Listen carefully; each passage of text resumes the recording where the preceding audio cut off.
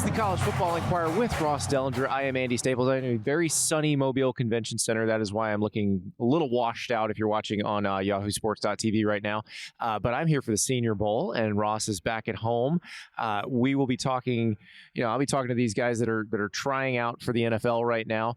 And Ross, there would be probably more quarterbacks here that are of great interest if they couldn't make so darn much money playing college football, which brings us to Darian Mensah, who in another year probably would have been here instead of dealing with a court case that is now settled. He is no longer Duke quarterback Darian Mensah. He is now a free agent, and I suspect we will find out very soon that he will become Miami quarterback Darian Mensah. Yep. And we talked about this case the last couple of weeks, and it was like one of two things would probably happen, that they would either reach some kind of financial settlement, Duke and Darian, or this thing would play out kind of in court. And I think most people believe, right, that they were heading towards some kind of settlement. This is an easy sort of rip the Band-Aid off situation. And I think for Duke and Darian, this was probably the best situation. And Duke suing Darian, I think, was probably the first step in getting sort of a little bit of leverage, especially because the judge ruled in favor of Duke, and I believe was like a Duke alum.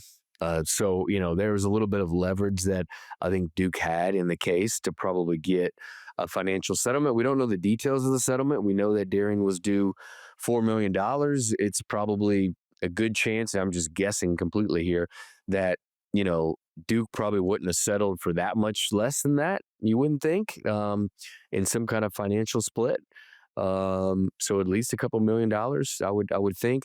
And here's the question, Andy, that I may find out later today, and I'm curious about, is, according to the House settlement rules, buyouts count against the rev share pool for the school that bought out the player the next year. And this is a financial settlement. It's basically a buyout, but Miami wasn't involved. So does this count? How does this count? We're in this murky area of where we have more questions than answers for everything, including this. Well, unless it's a very small amount of money or a negligible amount of money, which I don't think it is, as I tend to agree with you on that it's probably a decent amount of money. I would think Miami will be paying that one way or the other in income to Darian Mensah as he turns around and then pays Duke with it. So it will be interesting to see how they calculate this. But I will point out, Dan Radakovich, the AD at Miami, very publicly said, hey, guys, you can't enforce any of this, so why are we capping this? Very true. So maybe it doesn't matter, right, to Miami if it has its rev share pool reduced, if it's just going to have sort of unlimited funds through corporate sponsors and MMR and boosters and stuff like that. So maybe it's not a big deal. But I'm interested to learn perhaps like how this all works and just in general how the buyouts work. I mean, we've seen quite a bit during this transfer portal, one player leave for another. And I've talked to some athletic directors who have reported to the College Sports Commission the players who have left and their buyouts. So at some point, schools are going to get hit with, hey, this is how much your rev share pool next year is reduced because of all these buyouts. And that's going to be interesting. And it's going to be interesting to see how the CSC also enforces all this. And if it really does enforce all this, since outstanding is still the College Sports Commission participation agreement, which we don't have signed. Right. The loyalty oath, as we so lovingly call it here on this show.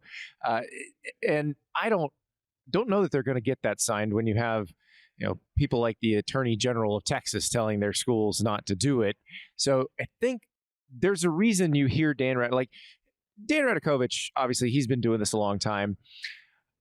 I don't know that he goes public with something like that if he doesn't think there's a good chance that that's where things are headed. Maybe he's trying to nudge it that way, but this is one of those that usually ADs will try to toe the line a little bit, but he's been pretty outspoken about this, and I think there's other ADs that we've talked to privately, Ross, obviously, who suspect that this may be the way it's going. But yeah, the buyout thing's interesting. I wrote a column for On3 on Monday because one of the things that I think is a little silly about all of this is, like, with the Darian Mensah case, if you read Darian Mensah's Duke contract, which they were so nice to put as an exhibit in the lawsuit, and it was very educational for us to get to read it, but they said that Darian Mensah breaking the contract would do, quote, irreparable harm to Duke. I don't know how we got from irreparable to a number in 5 days, but somehow we managed. So maybe it wasn't that irreparable. Yeah. And my thing was, like, we have a very accepted method of, if you want somebody else's coach, there is a number in that coach's contract that you have to pay to allow them to break that contract, and they can then come to you. There's no reason why you can't do that with players. Like, you don't need a CBA for that. You don't need a congressional law passed. You don't need anything. You just need people writing contracts in a way where everybody's got a clear understanding of how everything works. And we've come to that in the coaching world. We didn't come to that immediately in the coaching world. Like, here's Ross. Do you remember the case?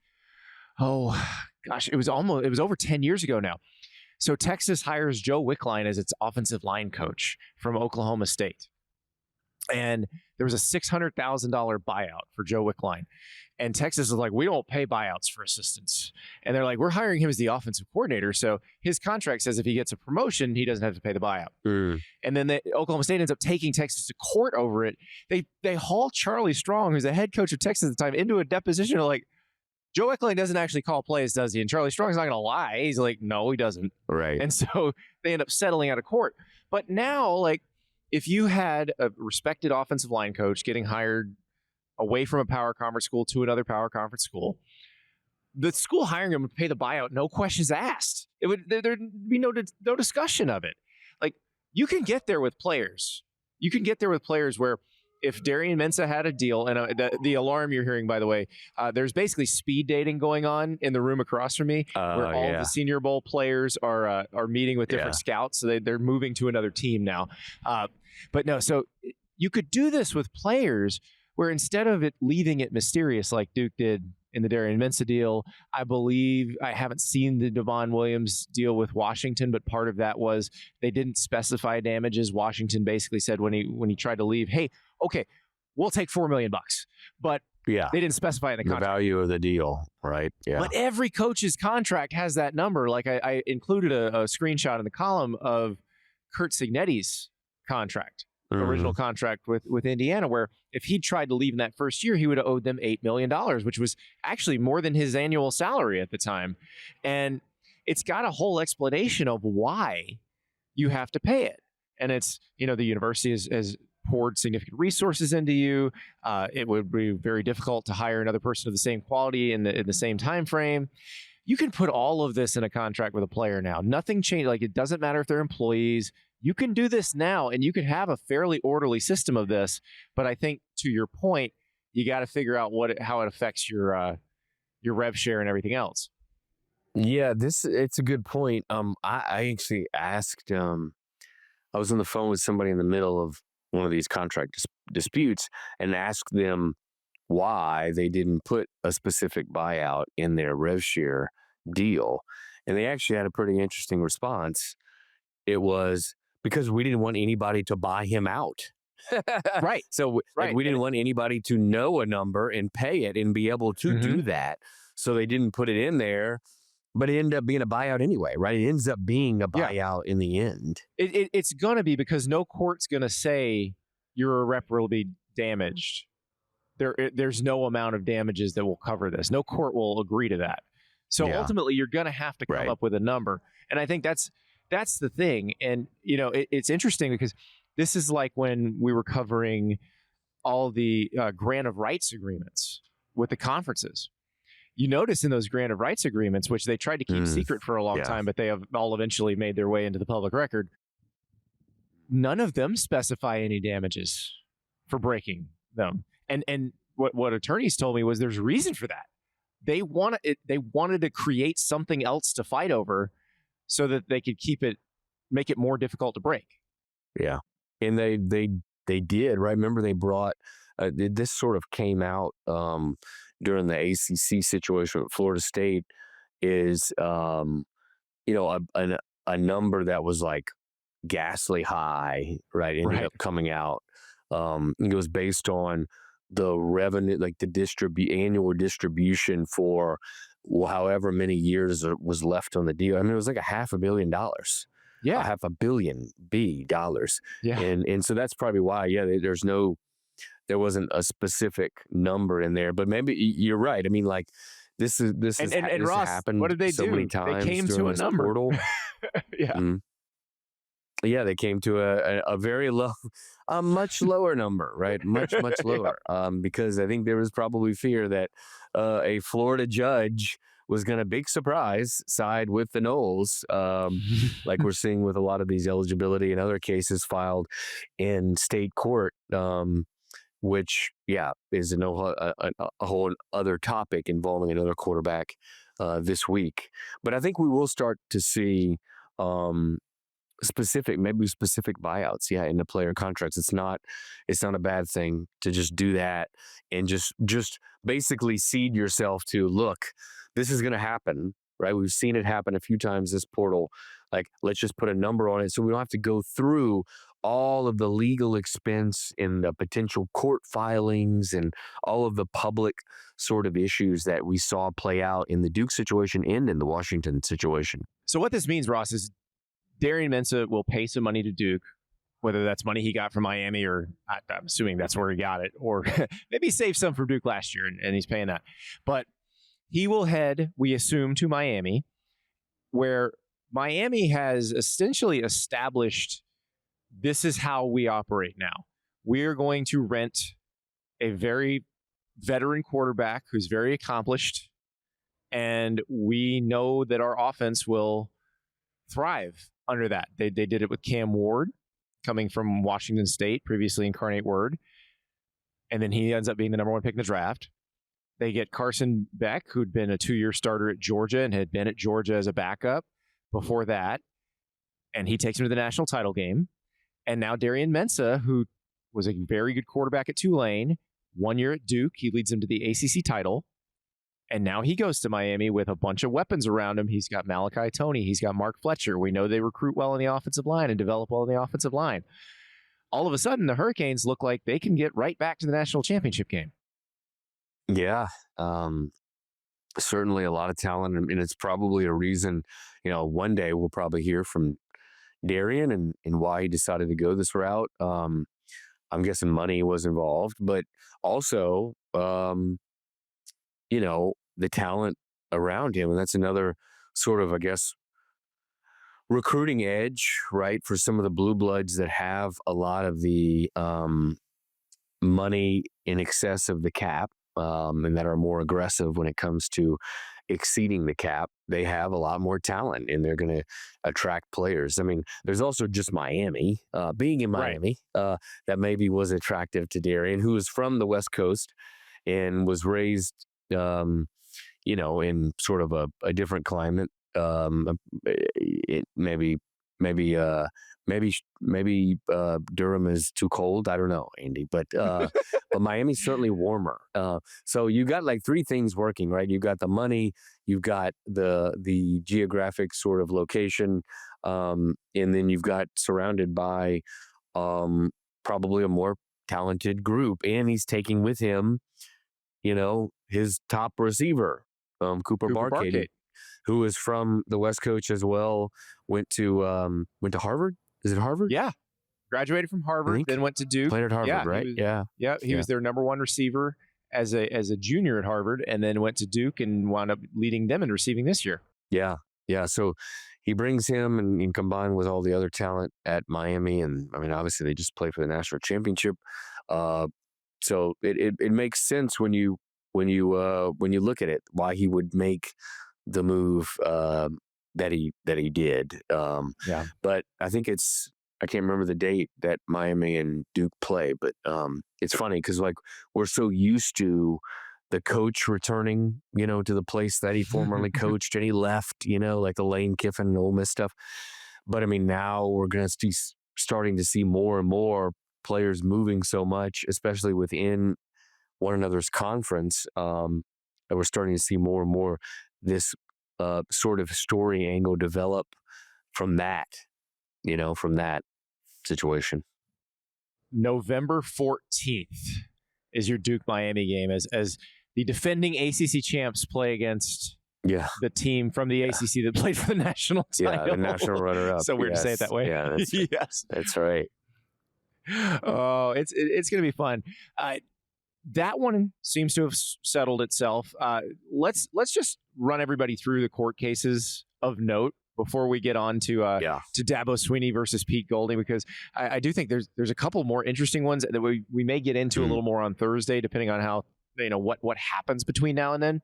But Trinidad Chambliss, the Ole Miss quarterback, is still suing the NCAA, trying to get another year of eligibility. He actually still has an appeal for his waiver that is still up for decision, but given what his attorneys filed last night, which would be Monday night, I don't believe that appeal is going to be victorious. They haven't gotten it yet, but they basically preemptively filed a memorandum in support of their petition saying, hey, this whole process is rigged. It's like insurance companies that say deny every claim, basically.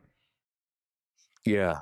Yeah, it was an interesting find by the lawyers for Chambliss that the NCAA 2 years ago changed its standards for granting waivers to make it more difficult for a waiver to be granted.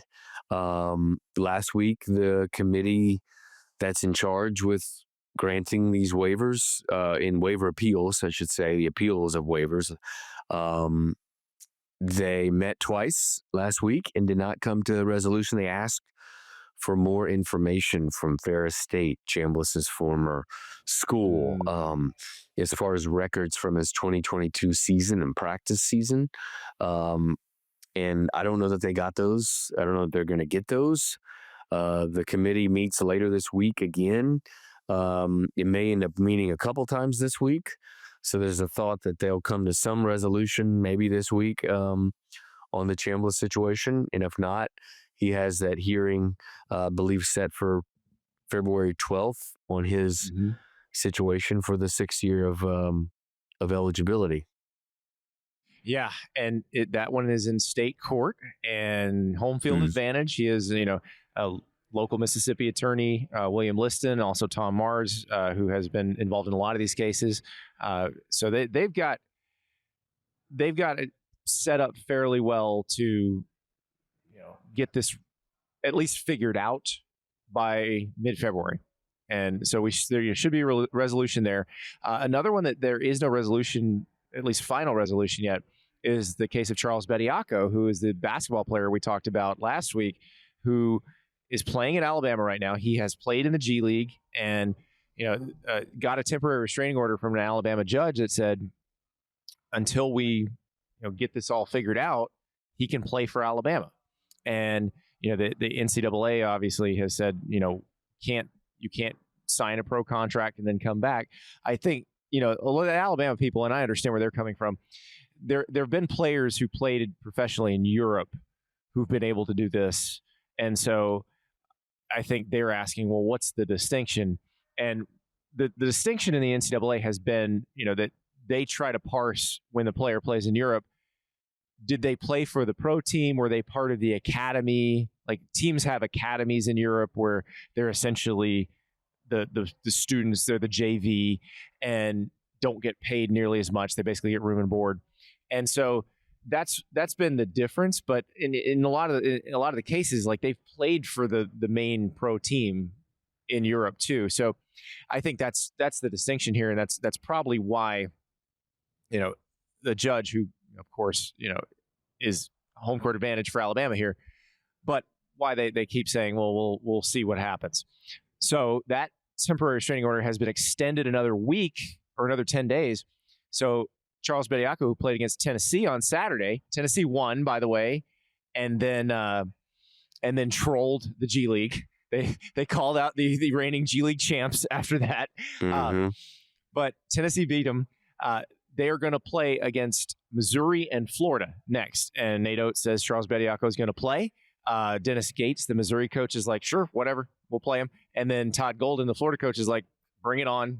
We will beat him anyway. So there you go. Yeah. There's a lot of people upset about this situation. Yep. It seems to have really stoked the fires with university presidents and athletic directors and coaches. This is the single sort of biggest situation that's inflamed the industry that I've seen in a few months, which is saying a lot since there's all these situations that have popped up. But this one specifically, and I want to say something like here, Andy, that Greg Byrne released a statement sort of about this situation last week, and it highlighted the inconsistencies with the NCAA's eligibility waivers being granted, and several people took issue with Greg Byrne's statement. Greg Byrne, the Alabama athletic director. Alabama athletic director, yeah, and one of them made very clear to me that the eligibility waivers in the way that they are granted are not inconsistent, and they spelled it out for me. If you've never been to college and you're within the age window and you've never signed an NBA contract, you can play. Okay. If you have been to college and you left for the draft and you played under an NBA or a two-way contract, right, you are no longer eligible. It's pretty simple. That's it. And that's the distinction with the European guys, because the European guys play for their pro teams before they play in college, because that is part of the development program over there. Yeah, right. So, and the NCAA is certainly pushing back on this, right? They have filed to have the judge recuse himself because the judge certainly has many conflict of interest, right? He's an big Alabama donor, and maybe an alum. I can't recall, but there's I believe his wife is also an attorney who represents a former Alabama basketball player who's charged with a crime in a murder case. That's right. Yeah, that's right.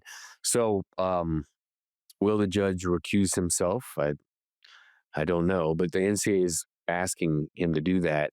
But this situation has sparked conversation. We've talked about it on the pod last week, because we're hearing some coaches say publicly, well, the NCAA should just ban Alabama from the NCAA tournament or vacate any wins that an eligible player plays in, even if a court ruling allows him to play. Easier said than done, right? Because in the injunction, I believe, in the restraint to the TRO, there is an order that prevents the NCAA from, taking any punitive action against Bediako or Alabama. So that it makes it difficult. Now, what if the NCAA could get another court to rule that, hey, you can enforce your rules, right? So I don't know. There's a lot of talk on what to do about this situation. And obviously this thing's going to be dragged out another week and a half or so before the hearing. But this eligibility situation this is what happens when, players are now making hundreds of thousands, if not millions of dollars, is that they want to keep playing because they want to keep making money. And certainly we can all understand that. Yeah. And we went over it last week.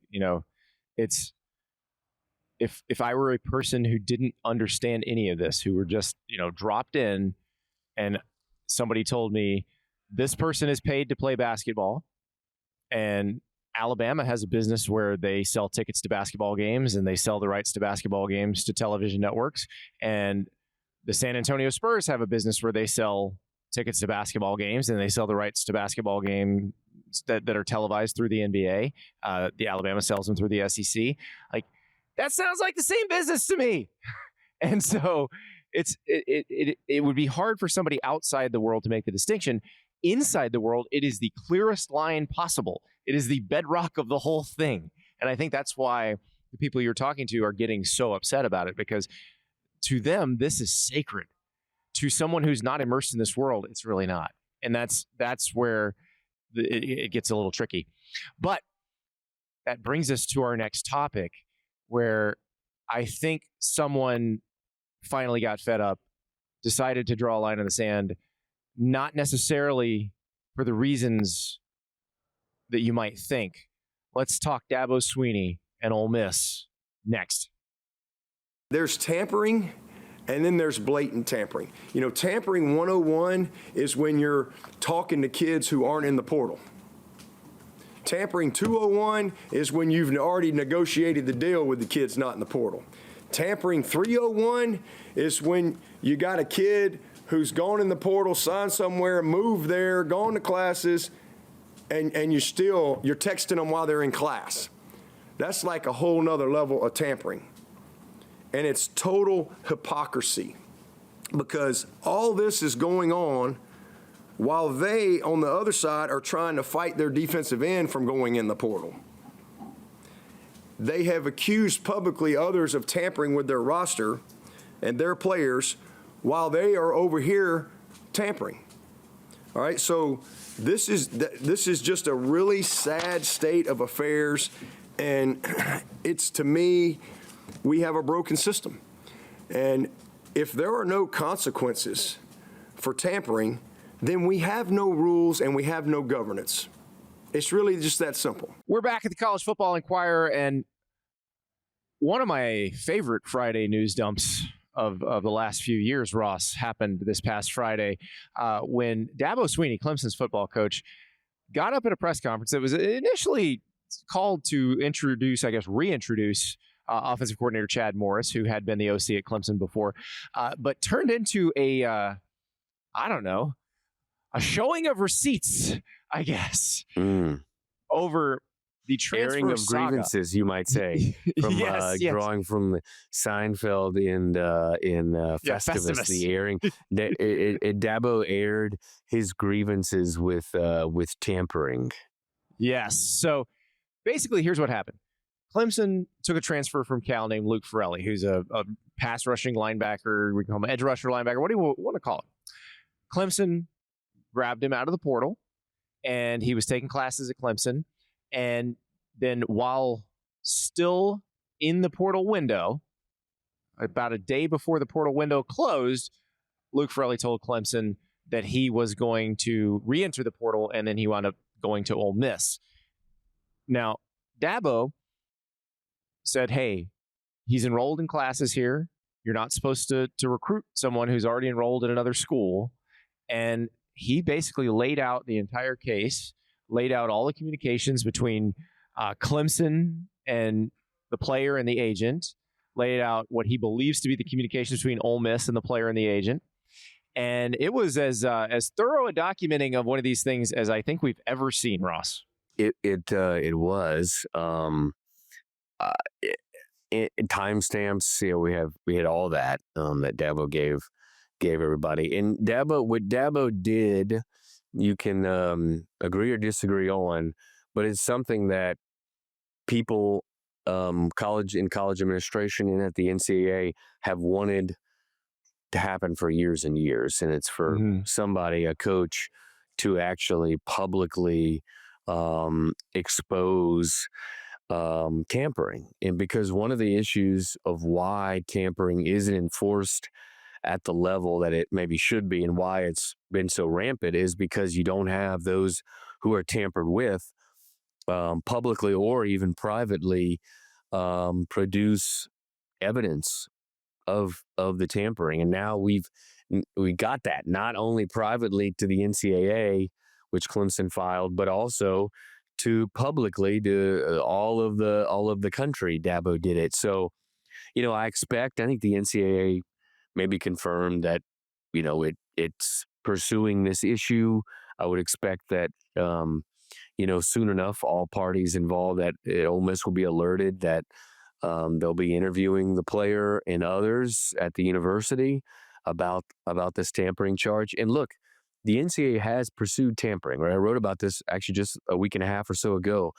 95 tampering cases this year, some of them still resting with the Committee on Infractions.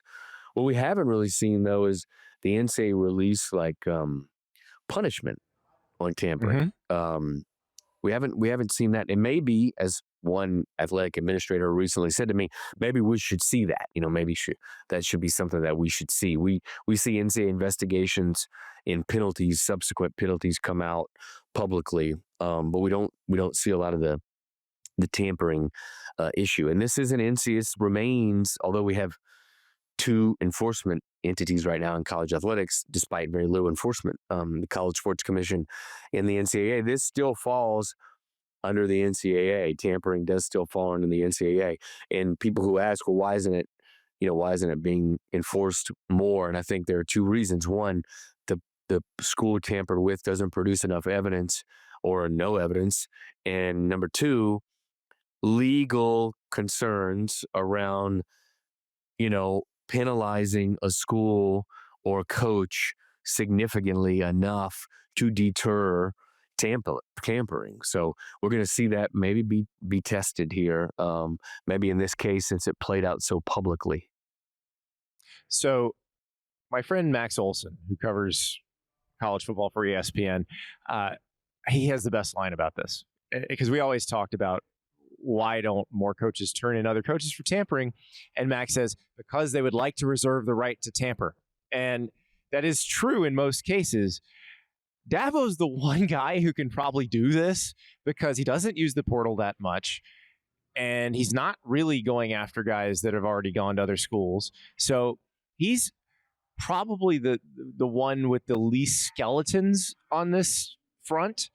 And so he's probably the one who can. But here's the thing. This is why I think Dabo did it. And this is Graham Neff, the athletic director at at Clemson, who had it, was alongside Dabo in the press conference and obviously has his back on this. I think they probably don't expect anything to come of this.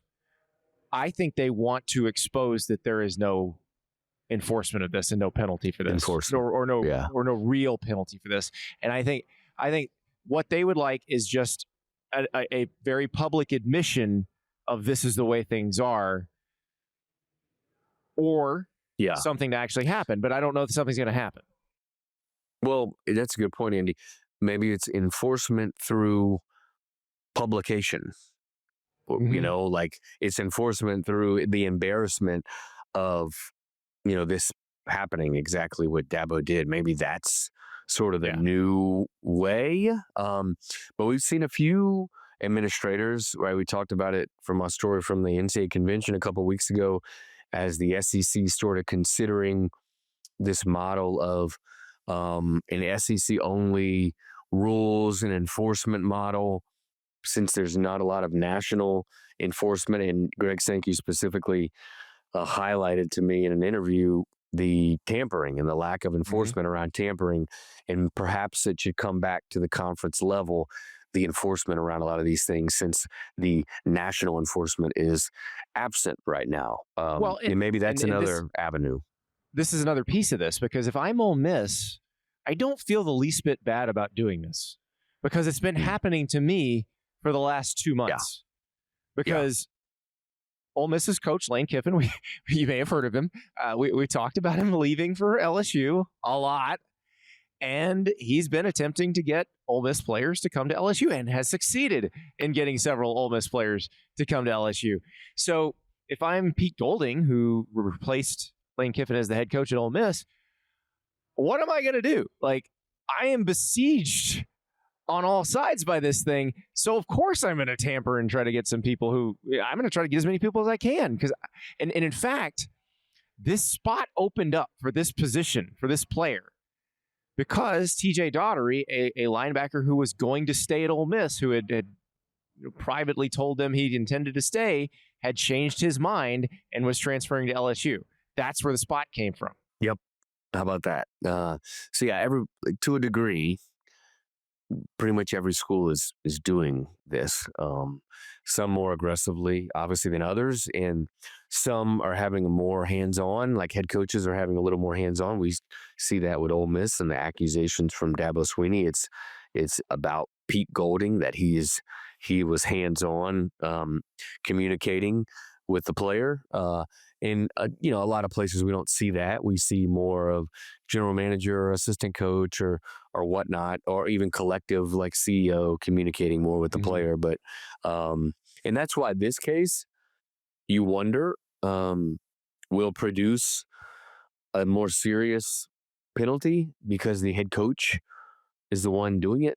I don't know. Guess we'll wait and see. I will be shocked if there's a serious penalty here. I think Dabo and Graham Neff will be shocked if there's a serious penalty. I think this was more to shine a light on, hey, this is happening. They claim to have rules. If there are no rules, just tell us and we'll operate accordingly.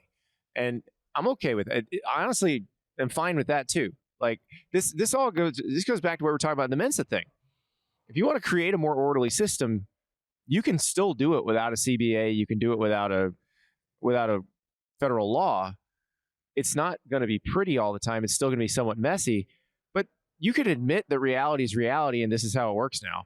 And I think that's it. They just have to decide if that's what they want or if they want to try to enforce these rules. So it will be really interesting going forward to see how it develops, because again, we've not gotten this level of detail publicly. Well, in Andy, we've sort of like skipped over the biggest thing maybe that Dabo Swinney said in that press conference, which is, lo and behold, it's time for employment and collective bargaining. Dabo Swinney he did now is on the employment and collective bargaining train. A man that once said that he would quit or something if players were paid or whatever the quote was from years Spoiler ago, alert, he didn't 2017. And so now he is realizing, like so many in the industry, that in order to have rules and regulations, in order to have enforcement, you need to have the other side, the player side, reach an agreement on these rules and these regulations. And people can say, and the plaintiff's attorneys do say it, is that the House case was a form of a collective bargaining agreement. It was not. It's the homeless man's collective bargaining agreement, because it's not even legal precedent, because the case never came to its conclusion. It settled. Our producer TJ asked a question, and I'm glad he did, because TJ is a great proxy for the audience, and I hate that I'm going to have to answer it the same way I answer almost every question these days, but it ties into what you were just saying, Ross. So our producer TJ asked, wouldn't making a rule that you can only transfer once unless you graduate or a coach leaves partially solve all of this, since he had already transferred? That would be illegal. You can't make such a rule. That would violate the Sherman Antitrust Act, and you would be very quickly hauled into court, and you would probably settle, because you would definitely lose, and you would have to pay treble damages if you lost. And that is, I realize, the answer to almost every question these days, but that's why someone like Dabo Swinney has come around on the idea of a collective bargaining agreement, because if you have a CBA and the players have agreed, like in a CBA, you could negotiate players are only allowed to transfer once, or these are the conditions by which negotiate you transfer. Eligibility as well.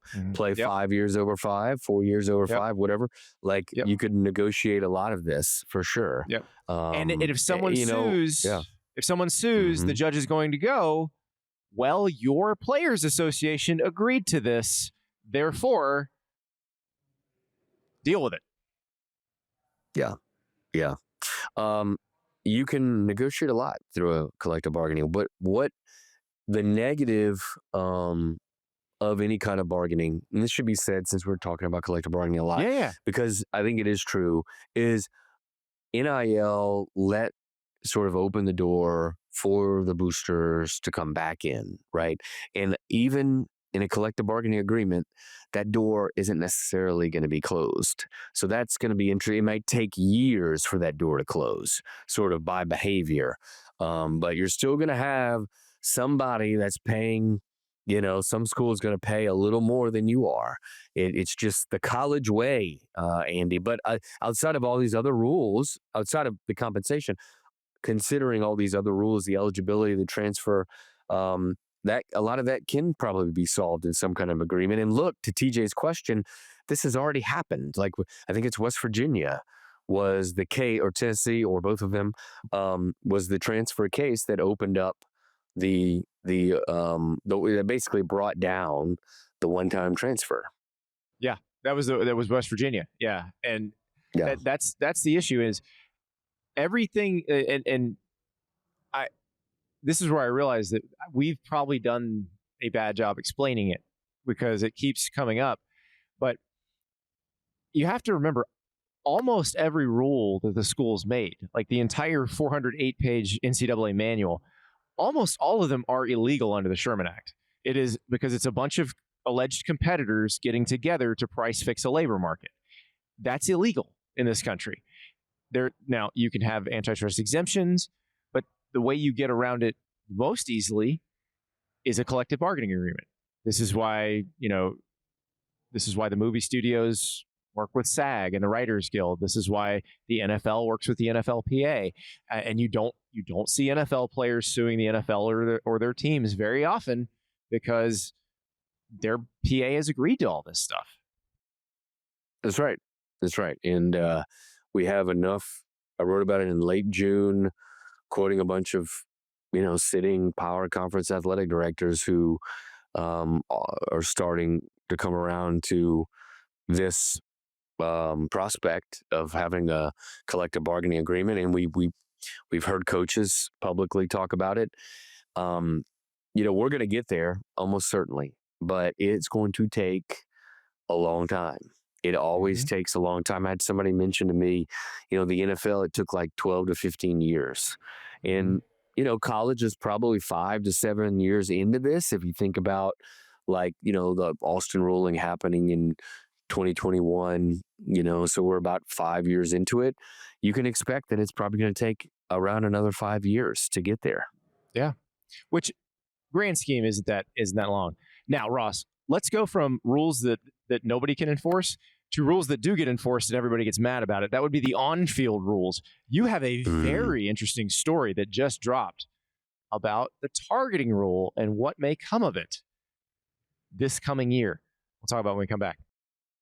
We're back at the College Football Enquirer. I'm Andy Staples with Ross Dellenger, not with Stephen Godfrey today because like a lot of residents in Nashville, Godfrey is dealing with power outage from that winter storm that came through over the weekend. And so he's trying to stay warm, I believe, with whiskey. That's the picture he sent us. But he should be back on Thursday as everybody there deals with it. And if you're in one of those affected areas, and I've talked to people in Nashville, Ross, I've talked to people in Northwest Mississippi that are dealing with it really bad, where a lot of trees were down, power out everywhere. We're thinking about you. Hopefully your phones are working. You can listen to this. You can watch us on yahoosports.tv, and we can help alleviate the boredom of sitting around with no power. But this is one that is very interesting, Ross. You dropped this story on Tuesday morning, and it is, I bet, going to be the talk of college football all day and probably all week because they might be doing something different with the targeting penalty next year. So the coordinators of officials for all the different conferences are meeting this week in Dallas, Ross. And this is one of the things that's on the agenda is to talk about targeting. So why don't you take us through some of the potential changes that could be on the table? Yeah. Well, let's start with targeting's not going away, right? It's still going to be a penalty. In what they're going to probably examine as far as changes is how the penalty is enforced. So right now, if you're called for targeting, it's a 15-yard penalty. You are disqualified. The targeter is disqualified from the game that they currently play in. If it happens in the second half, the targeter is also disqualified from the first half of the next game, which we saw Miami cornerback Xavier Lucas get suspended for the first half of the national championship game after a targeting call in the second half of the semifinal. So what I think they're exploring is that disqualification. Should the disqualification go away, be eliminated altogether? Should the carryover disqualification to the next game, should that maybe only be eliminated? Or, as Andy, I know, written about in the past, should there be two separate targeting calls, a targeting one and a targeting two, a targeting one maybe less severe, and a targeting two more severe, kind of like we see in basketball, and then you have the disqualification for the more severe penalty. I think that's going to be talked about. That's where the focus lies. But as Steve Shaw, the coordinator of officials, told me, the issue with splitting those up is, you've got to be really good on your definition of what a flagrant targeting is, if it's going to lead to a disqualification. And right now, they're not, targeting is the most scrutinized sort of play, probably because the definition, I don't want to say the definition changes, but certainly there's a lot of subjectivity on what is targeting and what is not. And so if you're going to add in two definitions, is that the right measure? I don't know. Yeah, it changes based on whether the player is considered defenseless or not, because that changes the indicators, that changes the criteria, and it's confusing to people. It's confusing to officials. And I have written about this a few times, and like the flagrant one and flagrant twos in basketball is a great comparison. I also would use the comparison of a yellow card and a red card in soccer, where a yellow card is for a foul that is not great, but you can live with it, but don't do it again.